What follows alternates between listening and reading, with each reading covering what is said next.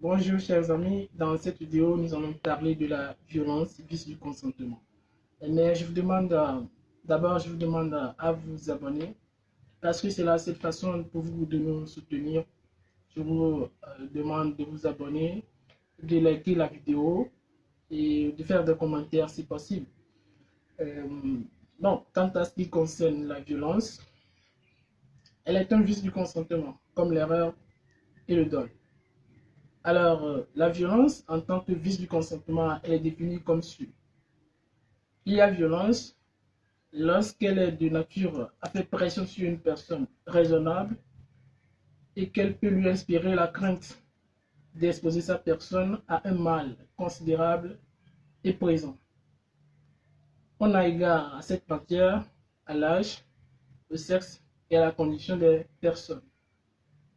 Alors, contrairement à la victime de l'erreur qui s'est trompée, la victime de la violence a conclu sans agir librement. Elle a conclu sous l'empire d'une crainte et a agi de la sorte afin d'échapper à un mal plus considérable, un mal grave, pas un mal plus grave qui la menace.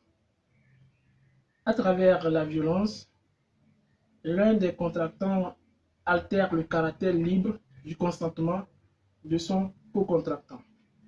Et pour d'abord, maintenant nous allons voir les conditions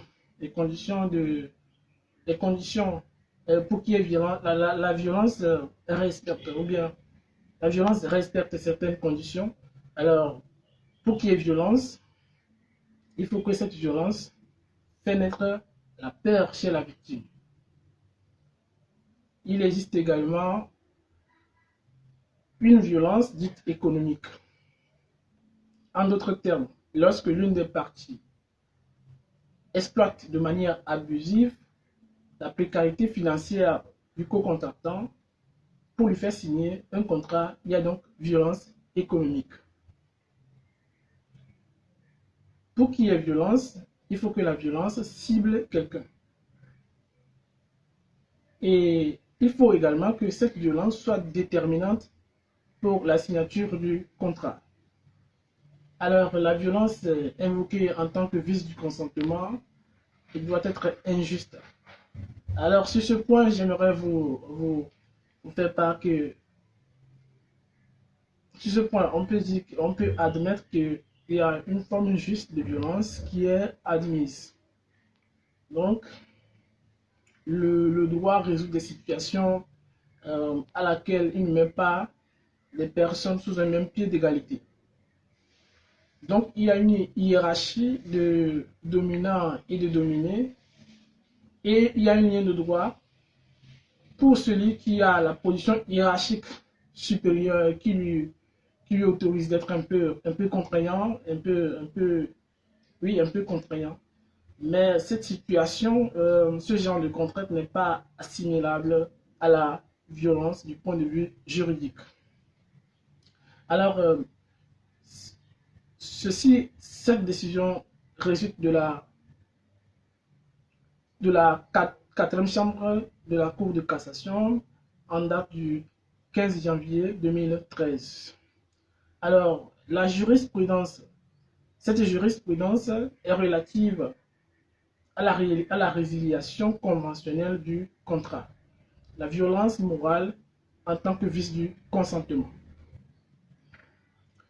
Il faut aussi retenir que les cas de violence sont souvent fréquents dans des situations de travail, du contrat de travail. Pour